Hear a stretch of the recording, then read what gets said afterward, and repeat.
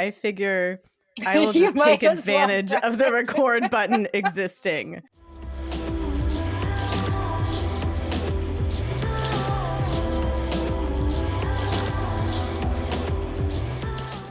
Welcome to Neuroprovocateurs, where we're all completely fine. Yeah. This is fine. I'm fine. Riverside is fine. Our interfaces are fine. Our gear is fine. The deeds to our homes are clearly fine. Which brings us to our illustrious guest. Wow, that was good. Erika of the Ishii variety. So welcome, Erika. We invited you because you are a wonderful storyteller and bringer of tales in many formats. Yes, thank you so much. I'm so happy to be here. There are so many things that the Erika is doing. I am so curious. I was like, what even is the roster of the Erika currently? I am intrigued. I am a voiceover actor, or I act in video games. I have I'm the lead I'm the player character in Dragon Age: The Veilguard. I'm Valkyrie in Apex Legends. I have the big one coming up in October. We have a release date now. Is The Ghost of Yote. Which has been something I've been working on for almost 3 years now. Oh, wow. And is very, very, very dear to my heart. And that one's especially wild because it is my face in it. Normally for voiceover for video games, it's either an animated character or just a sometimes even if they capture your facial expressions, it's a different character model. But for this one, it is my face, my body, and yeah, it's Whoa. very exciting. It's people are gonna essentially be playing 80 hours of a movie as me, I guess. So that's Whoa. wild. And in addition, I am part of Dropout, an online comedy streaming platform. I play Dungeons and Dragons on there with Dimension 20, which is a bunch of comedians playing D&D together. And I'm on Game Changer, which is an insane game show. All of us had to draw tokens from a bag, and one of us was the secret sober and everybody else was drunk, and we had to figure out who was the secret sober. So that one just came out last week and was it's like a phenomenal cast of comedians, and it was all an all-femme group. And then I have a podcast called Worlds Beyond Number. It is an improvised storytelling podcast with Brennan Lee Mulligan, Abria Iyengar, and Lou Wilson. And we tell stories with the framework of a tabletop game. We're nearing the end of our first arc, of our first, we call it the first book, which Brennan has been game mastering for us, The Wizard, the Witch, and the Wild One. We've been doing that for 2 years now. And it's episode 50 is going to come out. Maybe by the time this comes out, episode 50 will be out. Wow. Yeah, it's been terrific. I've run a couple of games for that as well. And so between podcast and video game voiceover and Dropout and various other things, it's been a busy. I am a working actor and storyteller, and that is something that I never thought I'd get to say. Commercial success is no indicator of quality or of your passion for it, but I just never thought that it would be possible to make a living as an artist, and especially in LA. Well, and hearing also the diversity of the things that you do, I think, that's important too, that it's not like you're like, oh, I'm doing this one thing and this is the only way that I can be an artist in Los Angeles. Yeah. I think, and as I think everybody gets older, our relationship to art and survival changes. You got to make a choice. Like the whole myth of the starving artist is not really tenable, especially not in times like these where, we have this feudal state of our healthcare being tied to our job. Yeah. So, sometimes you have to figure out, like, do I want to live comfortably, or do I want to pursue my art full time? And I think in LA, especially, people's identities are very much wrapped up in their job. If they're not actively making a living or actively doing their art, they don't consider themselves like, an artist. Yes. And I personally was very curious about the overlap of the fanciful ways in which we tend to lead our lives and how that overlaps within how you choose to tell story. Because I'm like, in a way, like your entire life becomes a very exciting story you can tell. Yeah, actually, that's a really good point. Abria and I call it never punished.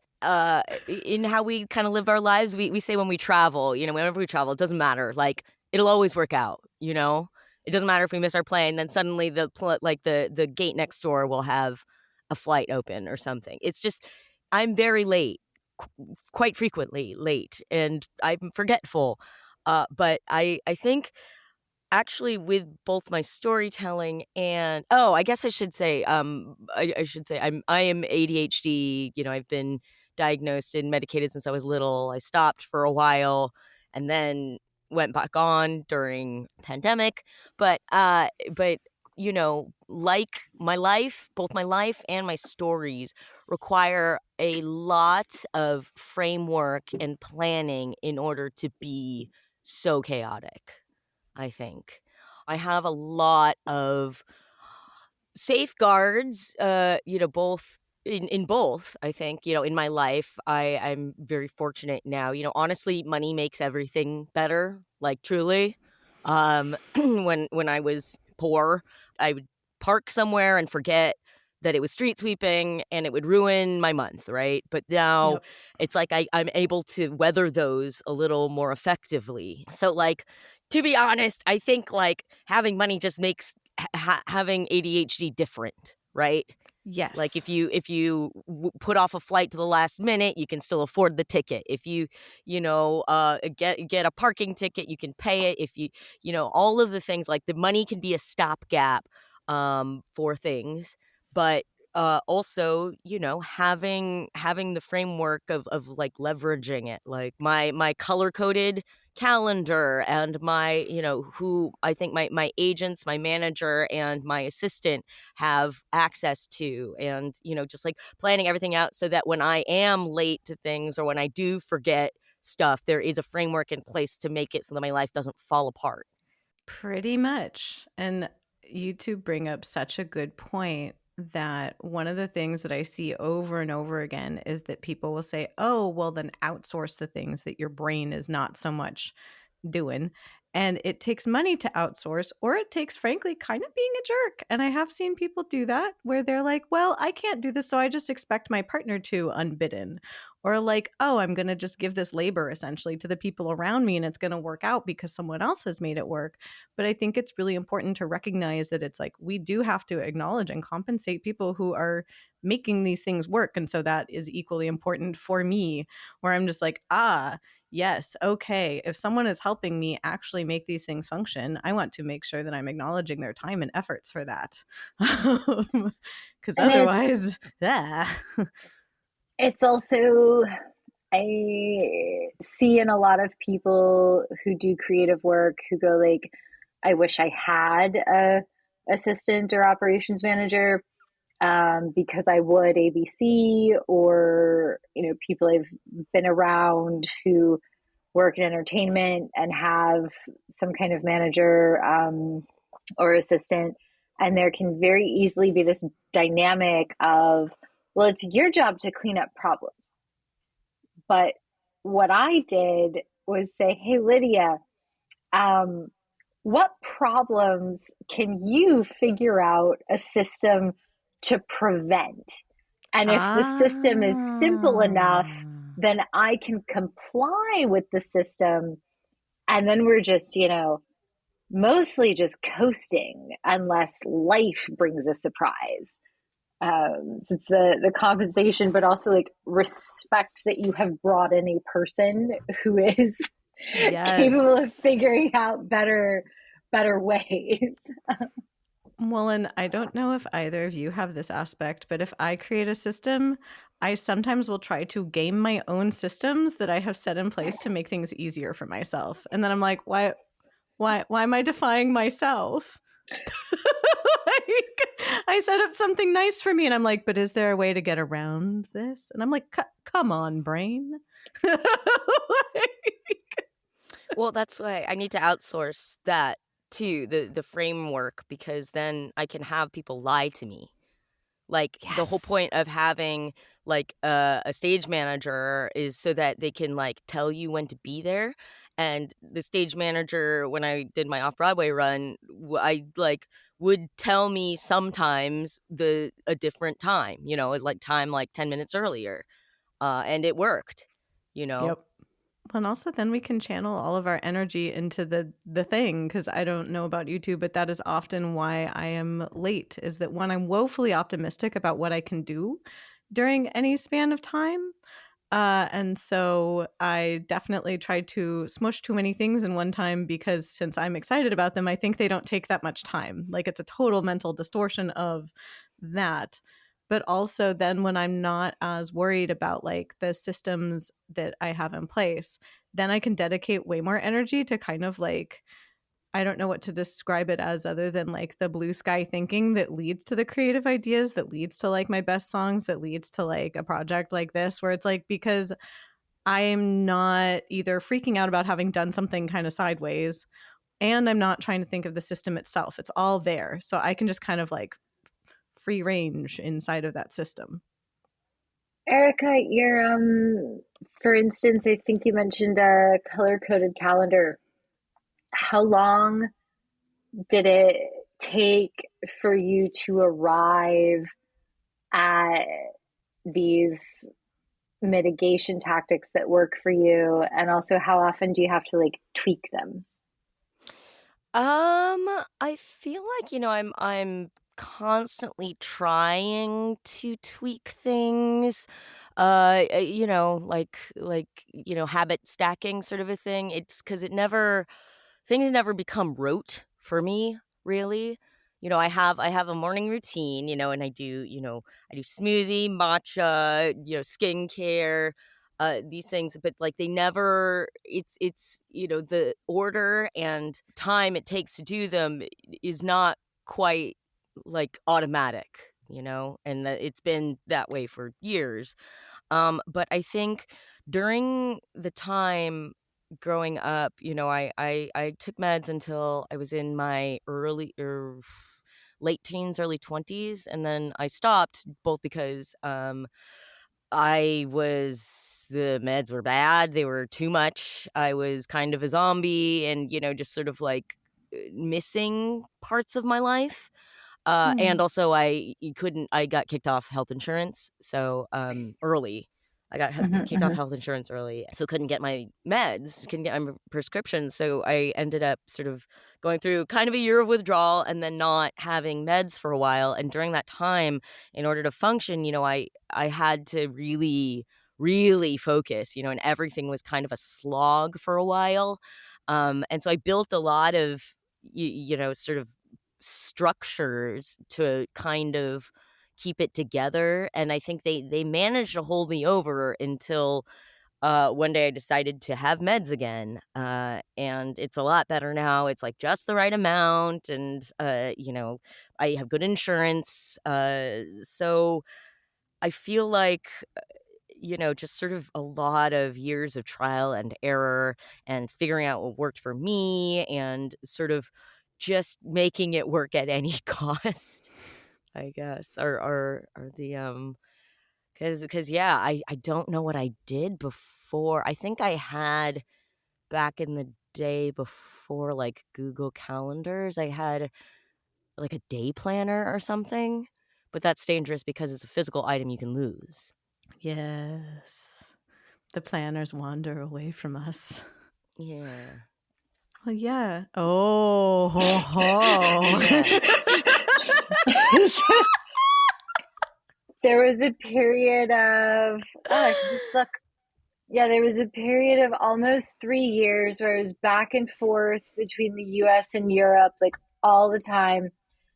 And I couldn't figure out how to get Google to like switch when I switched time Oh zones. God, it would get stuck on the wrong time zone. Oh, Yeah.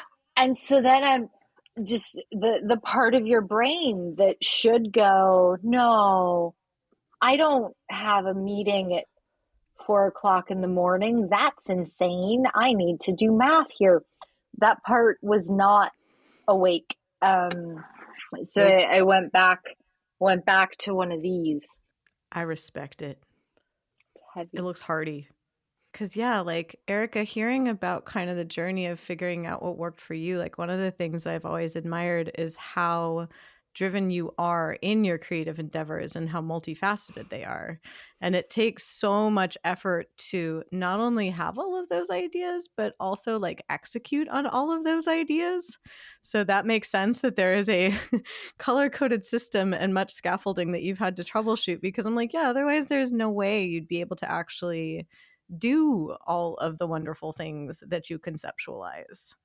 So, Yeah, thank yales. you. Yeah, I think I really do, enjoy. I love like doing the work, and doing the creative process is the joy and the thing that I love the most. But I do always want to share the really kind of unsexy parts that go into it, because I think that we have so much information about the creative process, and about we have drama schools and master classes, but I feel like we don't talk much or demystify the whole business and the whole logistics aspect of it, because I would say Yes. that sort of my background, and I was mass media communications in college, and I'd say that plus so many of the other, that crazy framework that I built has been even more instrumental, at least in my commercial success as an artist. Yeah. My art and my creative, and that's always the thing that, of course, is I'm always working on, and always trying to grow in. But the sort of business logistical side of being a creative has really, honestly, I think, set me apart from a lot of the people that who I believe were much better actors than me, in school or in plays growing up. But it's just the sad reality that we can't just kind of be good creatives on our own. I was thinking about what you said, Erica, in terms of like things I see within, especially like the local music scene in Los Angeles and its evolution over time, that I see so many artists that I thought were going to be like the next big thing because they were so good. But I learned over Yeah. time, and it became in a way like both discouraging and encouraging, that it wasn't always the people that I thought were actually the most talented that had the most success. It was the people that literally just kept going.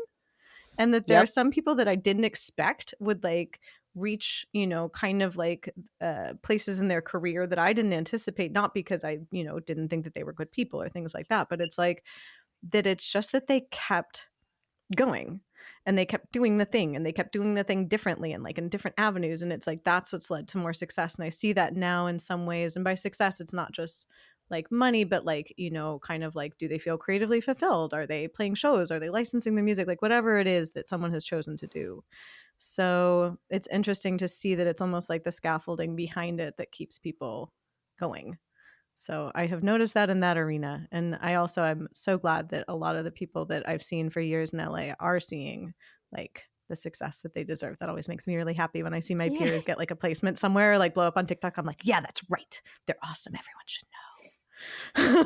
It's great. That's been the wild thing too, yeah, of being like an artist in LA for, I mean, I guess my whole life since I'm from here, but like, just sort of being part of even the improv and convention scene since about 2012, and all those people that we started out with, doing little midnight shows at UCB are, they have their own shows, they're staff writers, a lot of people ended up at Dropout, and it's been pretty crazy to see, and not surprising in terms of the talent and the good-heartedness of the people that have succeeded in at least in my circles, but just in terms of it's such a rarity that can happen.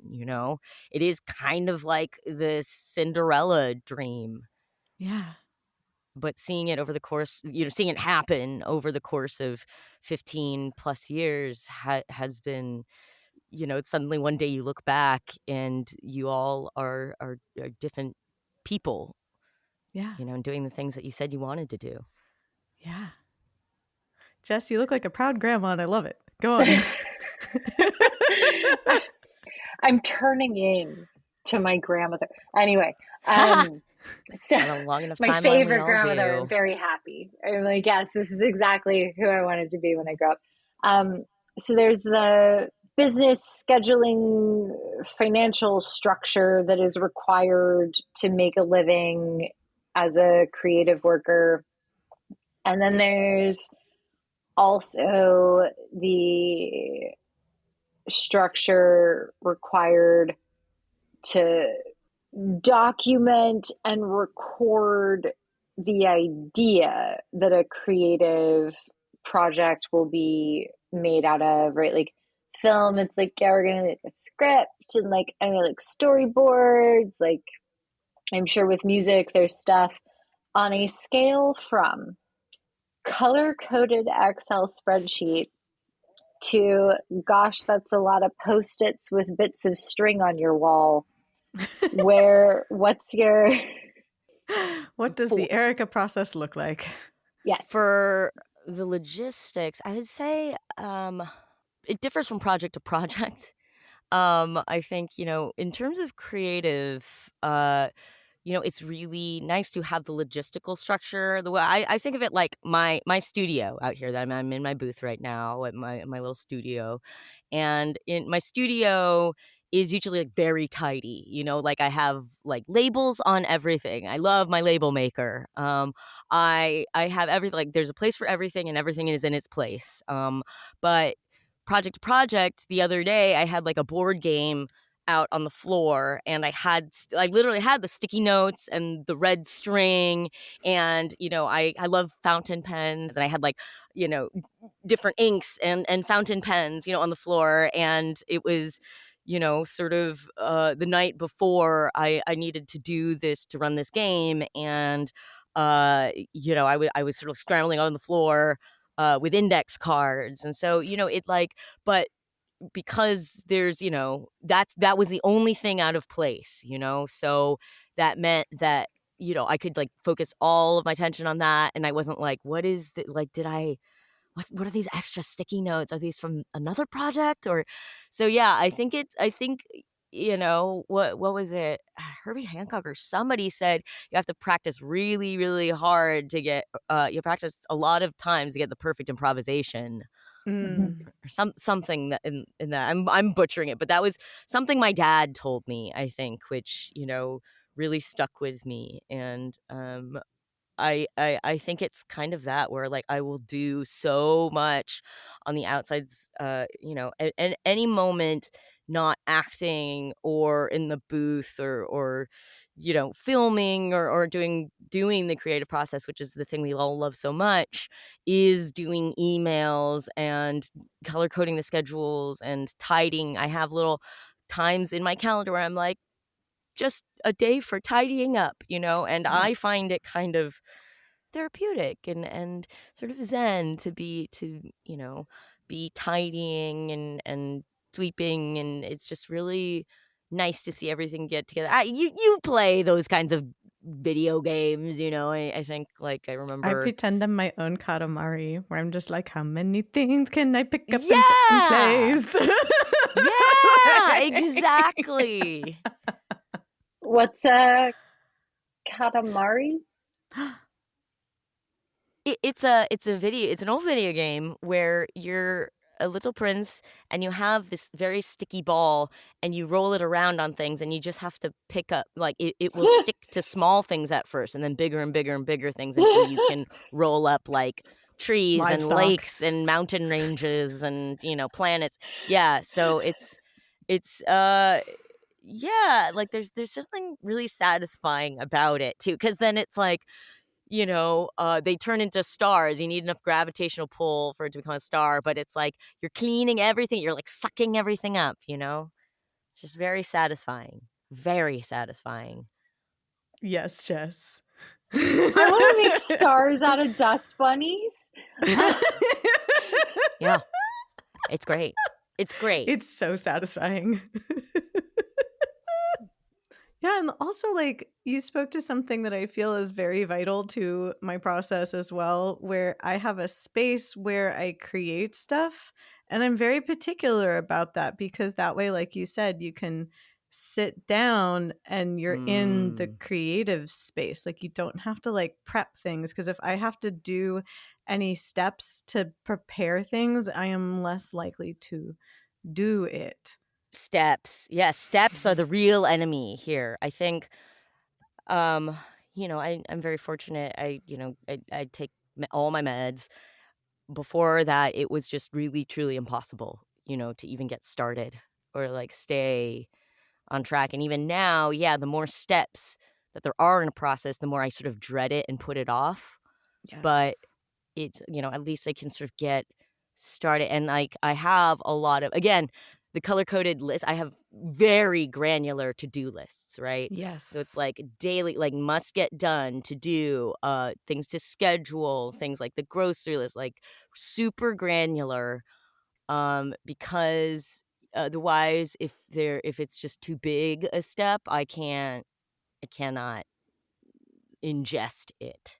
Yes. Like I still can't bring myself to implement like certain safeguards, right? Like I know I would be a lot more productive if I like deleted certain apps off of my phone, but I can't, like that is a thing, like that is like my little allowance that I allow myself, I feel that it is in some ways because of perhaps the where did the deed go, that since we do not dedicate the energy to where did the deed go, that is why we get the extraordinary bonuses to all of the other ideas that we have. Because if our brains knew where the deed was, maybe there wouldn't be room for some of the other exciting things. Yeah, it's funny. I think I didn't realize how abnormal it was. I mean, I was very, very, very, very fortunate in that my mom had me diagnosed in 3rd grade, and it was kind of a struggle. It was a struggle for everybody involved. But I'm just grateful that she both recognized that there was something up and wanted to get help for me and, was open to that. That was very rare for the time. I think it was just before the wave of a bunch of people getting diagnosed. And as we all know, even to this day, it's underdiagnosed in femmes. Yep. So my parents had my back the entire time, against like really terrible teachers and administrators. So I'm very, very lucky about that. But I think, there wasn't as much public knowledge about things back then or even up until very recently. And being able to compare experiences with people was fairly rare. And so understanding now things that are normal and easy and actually easy for other people that I'm like, oh, are not easy for me due to this, it has been very helpful to understand, oh, well, okay, this isn't easy for me. And that's not because, of I can't work hard to make it better. It just has to, like, there has to be some sort of concrete answer to it. And now on the internet, there are a lot of things, where people are like, this is how you trick yourself into brushing your teeth every night, sort of a thing. Because it's like, in my head, I was like, well, I know I'm ADHD, but I don't know, maybe that's just a me thing. So anyway, just access to community and to sort of shared brain cell is definitely a benefit of the great World Wide Web. Yes. So, first of all, with all of this shared brain cell rhetoric, are we all orange tabby cats? Is that there's I feel like I want to have the elegance of a black cat, but that I actually am an orange cat. Like I want to be cool like a black cat, even though black cats are notorious for like being the actual goofiest. But I feel like actually I am the orange cat that's just wandering around doing things that you wouldn't expect. okay, my follow-up question is if are we all sharing us and the cats the one The one brain brain cell? cell.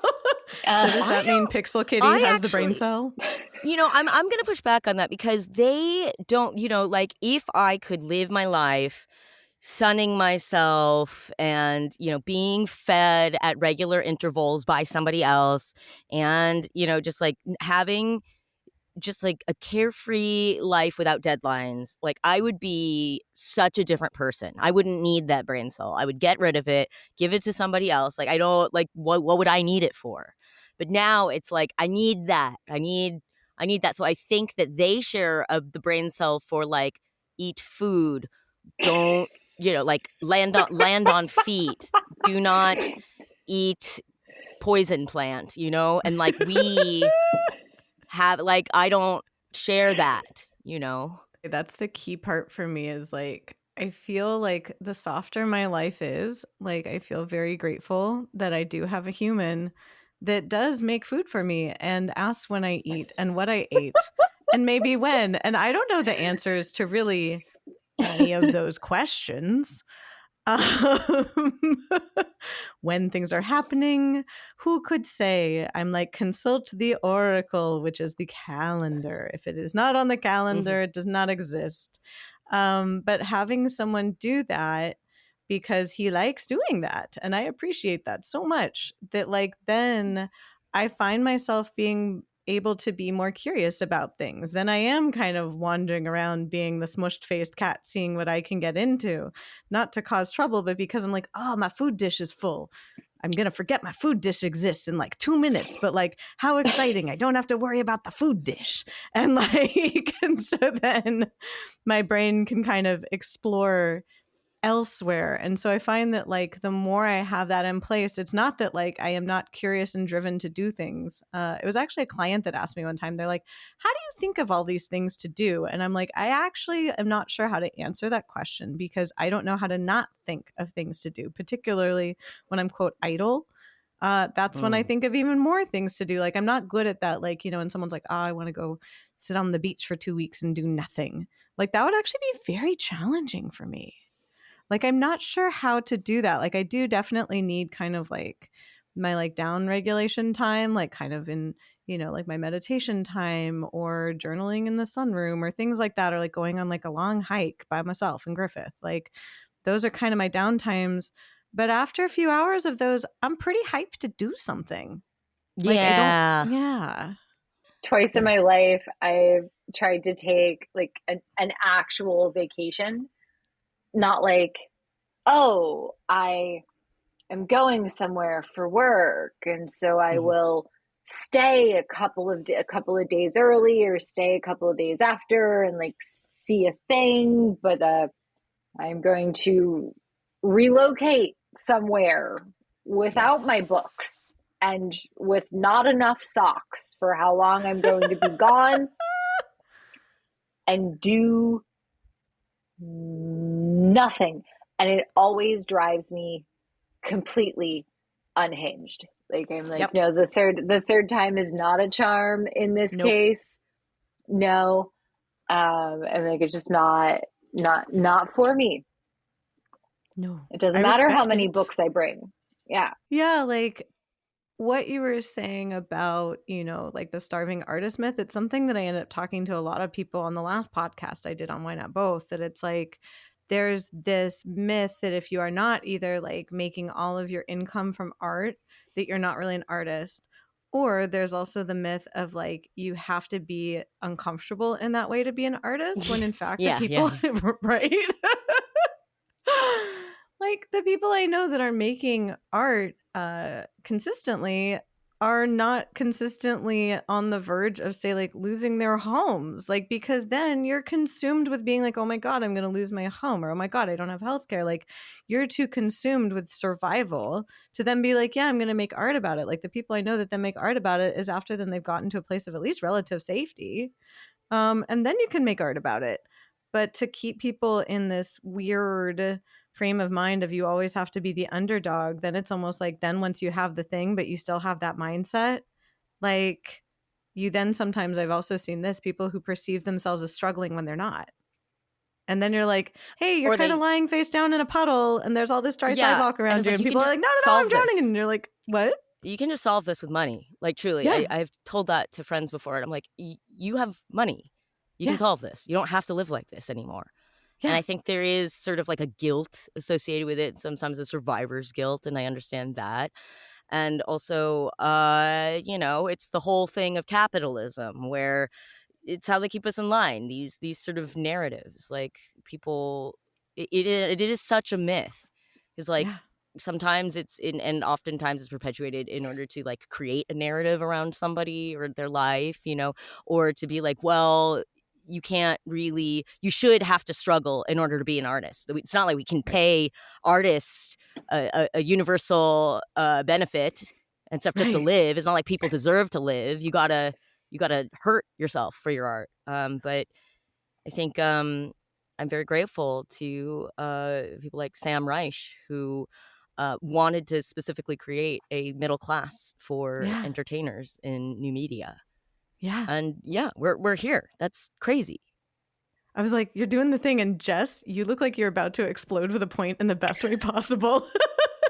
Well, the intense telegraphing through body language is due to the fact that I have two equally relevant and compelling points. So, like, which one?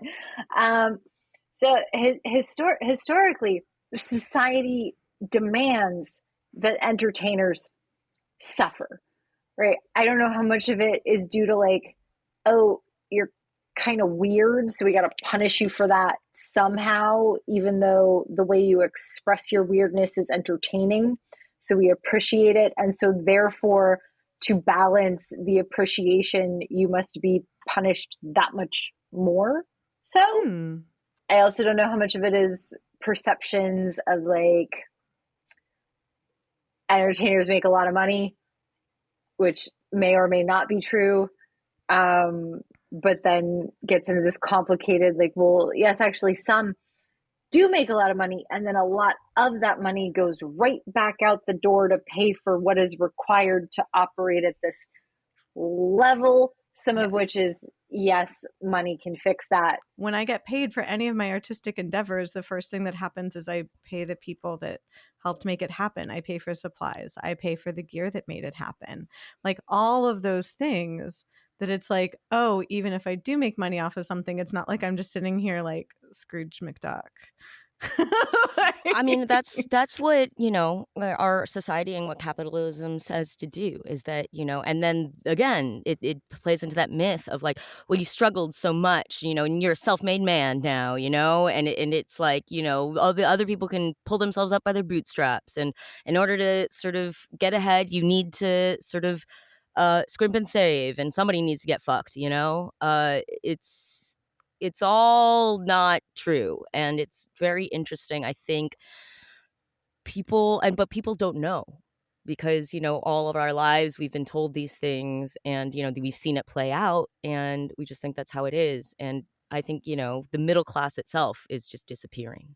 I can't imagine, our parents' generation was able to have like single income households, or buy houses, just on regular jobs.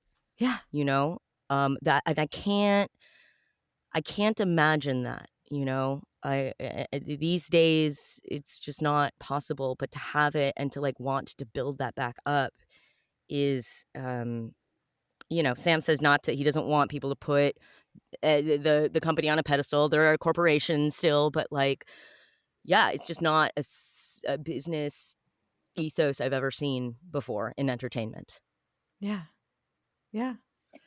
Did we actually mention the name of Sam's company and I missed it? Oh yes, Dropout. So Sam Reich is Okay, the okay. CEO, the owner of Dropout, which is the subscription, like a little paywalled comedy service that started out in a bankrupted college humor, which was a like a YouTube channel. So it he turned it into something successful, and then he shared that success with everybody else because we have profit share. um we get contracts. We're paid incredibly competitive rates that Vulture, I think, just actually published an article where they disclosed almost all the rates that performers made. And it is like they're saying like twice the amount that you get on comparable like network TV game shows for a game changer. And Wow. for tabletop, it is uh especially for like the main cast and for people who are in like core casts, like very generous. And granted, most of us only work the equivalent of like a month's work, like 30 days for the year, but it is like incredible compensation for our time and energy, and I've never had that at any other company before. I never wanted to be a boss. I am to a certain extent a boss now, but like, yeah, I don't know how you do it, Pam. I'm in the same boat where I Wow. did not it was interesting. I was talking to a coach who was talking about like business strategy and things like that, and she was like, "Well, what led you to want to become a leader?" And I was like, "That's so interesting that you presupposed I wanted to be a leader." I'm like, "What?" Like it did Mm-mm. not that was not my motivation for doing this. Like one of the things in that session I did with her was she had me list like my values, and I realized my like the top 3 of the 10 that I ended up listing were connection, creativity, and curiosity. And she Mm. said, "You're the first client I've ever had a session with who didn't write success." And I was like, "Oh, that's interesting." And then I realized, and what I blurted out was, "Oh, well, I already presupposed success. Like that's like not a Mm. question. Like I already know that things are going to go the way they're going to go. So this is what I value. And so when I'm acting as a quote leader, like these are the things that I'm putting into action. And so like it's not about success. It's not about like meeting a metric. It's not about whatever that feeling is." And so like it is weird that now I'm technically like the leader of a practice, or I'm, like then the leader of whatever it is that we are doing creatively. But I don't consider myself a leader in the traditional sense of like, I'm the one that has to tell people what to do. It's because I value the connection and creativity and curiosity that I'm just like, "Oh no, we're going to succeed. It's going to be awesome, whatever it is." But like it's predicated on those Mm. things. So it's actually predicated on the connection to everyone else. But yeah, like I guess, and Erica, you said something that intrigued me about that your parents were supportive, but at the same time, because there was not as much representation, that even though you had support and advocates, that you didn't see a lot of yourself reflected. And in a way, like because I didn't see myself reflected, I just presupposed that either A, everyone was somehow like much better at these things but good at hiding it, and I'm just like, wow, they're sure good at hiding that these things are hard. Or I guess that everyone else was just having a very different experience than me, which in a way gave me more empathy because I don't presuppose someone's having the same experience as me then. So I'm more curious about their experience, I guess. Yeah, I think also, I mean, empathy is, you both work in a practice and have a more clinical knowledge of the human patterns and behaviors. But I think empathy development is deeply situational. Like maybe you had to develop that because of your because of your neurodivergence, but I feel like also most likely because you're a femme, and it is just sort of de rigueur for femmes Yes. and for anybody who's marginalized to develop empathy, just both as a survival mechanism and because there's just no alternative, because you don't see your experiences mirrored as often, or you definitely didn't prior Right. to like in back in our day. And so you just had to. Right. you know? And I'm so glad that you're bringing stories like to light, that people, like when you said that people get to play basically like 80 hours as your Yeah. avatar. Like It's great, because I think I wanted to tell the stories that I didn't get to see in the world and that I so sorely craved, and now I'm getting a chance to. And the thing that I hear the most, my metric of success, is that I have people telling me it's just such a relief to see this kind of experience or background mirrored in a way that I've never gotten to see before, because I didn't have that. And so that is, the accolades of my friends and people being able to relate to experiences, is for me just sort of like greatest joy and honor in my life. that, that makes me want to give hug. This is where I have more of like a clinical sort of understanding of it with mass media communications Yeah, background. yeah. So yeah, Yes. that is a Yes. thing that is very deeply studied, and I don't think understood by most Americans, who are like, well, I don't understand, like, it's okay, the Japanese like it. And it's like, well, yeah, but that's because they, think that all American, like, that's because they have this view of Americans, and they get to see a diverse, and yet all Japanese depiction of themselves all the time. Oh yeah, I was like, oh my God, the cultural immersion in regards to media because of what gets exported. And like same thing Yeah. in reverse of like American view of Japanese culture, where it's like we only get these kind of like, if something doesn't fit the narrative of what we assume of a culture based on its Yes. media, we're kind of just like, oh, well, I don't know about that. Yeah, yeah. There's not, we have this idea of what's authentic or not, Yes. and all their other countries do too. But when a lot of times when introduced to the concept of the less monolithic nature of a culture, they're like, oh, this is interesting, and I think that curiosity is deeply underestimated, I think, by executives. Little backstory moment. I have for about 14 years had a licensing deal with a company that sells replicas of the outside of my vulva with like a fun texture inside. And it is an endlessly strange experience for me. You would think that after 14 years, it's just like, yeah, that's just like part of my life. But no, every year there's some new angle on it where I'm like, yeah, that's the strangeness just unfurls.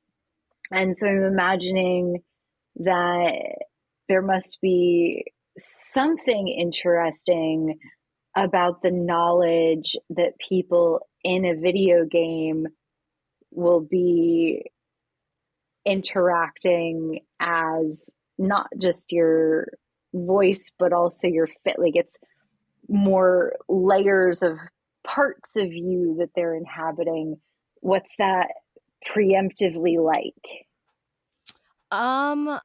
It's odd because there is a certain amount of distance still, because I'm playing a character, and the speech patterns and personality are fairly different than mine. Of course, as an artist, you put a little bit of yourself into everything you do, so there's a bit of a distance, but at the same time, it is very odd, especially the level of immersiveness involved, I think. And there's been much discussion has been had about how video games are empathy machines, and it allows you to inhabit the life and mind and perspective of another character. It kind of depends on how, media literacy and levels of empathy are deeply situational.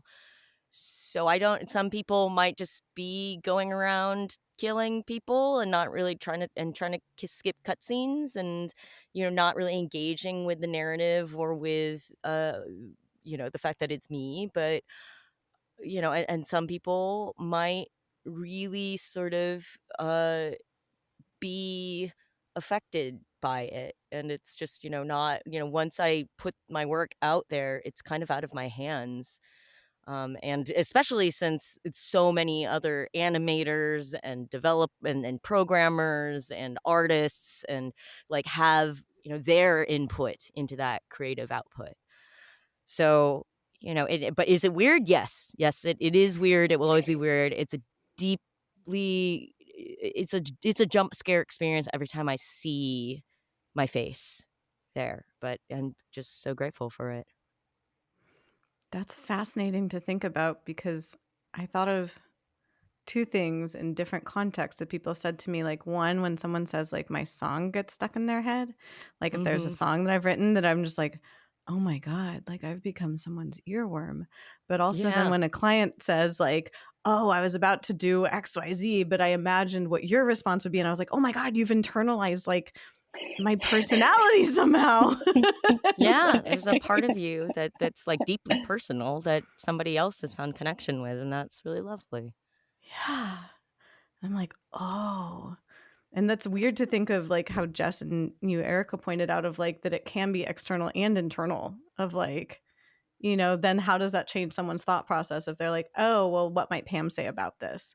And so sometimes I get not like in my head about it, but I realize that like in my work, I want to be really careful about like kind of saying things that ascribe to how I would live my life. Like when clients have run into me outside of sessions, they've said like, oh, it's actually really comforting that you're just like you. And I'm like, well, yeah, if I'm saying something to you inside a session, it's not something that like I wouldn't put into practice outside of my life, because I'm like, oh my God, if people are like internalizing the things I'm saying, I better be speak with integrity. I mean, to a certain extent, when you play a character, it's like there are times you definitely don't want people to conflate you with the character. And I do say things that I would hope nobody would take to heart. But yeah, it just in terms of, being a public figure, as Jessica was saying, there's an added responsibility because people can see, more people can see you, and they are more intimately familiar with you, or at least they know more about you than you know about them.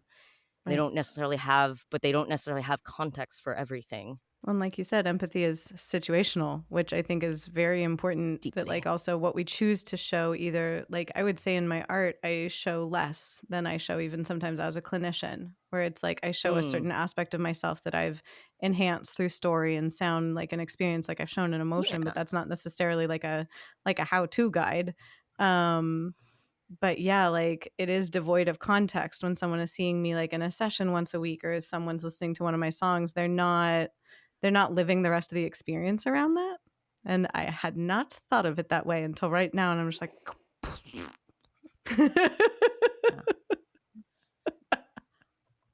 thank you for blowing my mind. I'm going to ponder that with my orb.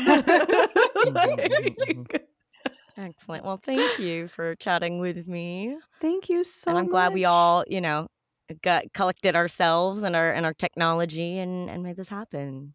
Thank you so much. I'm so excited that we got to do this.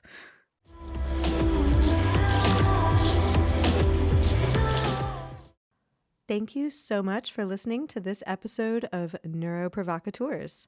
Please join us on Substack, where you can find exclusive clips, resources, and community of the neurospicy variety. We are an independent podcast, so know that your support on Substack and beyond means the world to us, quite literally. If you enjoyed this episode, please make sure to leave us 5 stars and glowing reviews, and follow our podcast on your preferred podcast platform so that you can be sure to get each episode the moment it drops, and know that your reviews help us get in front of other people who might also want to listen to this podcast. We are on social media in all of the usual places as Neuroprovocateurs. Thank you again, and excited to see you for our next episode.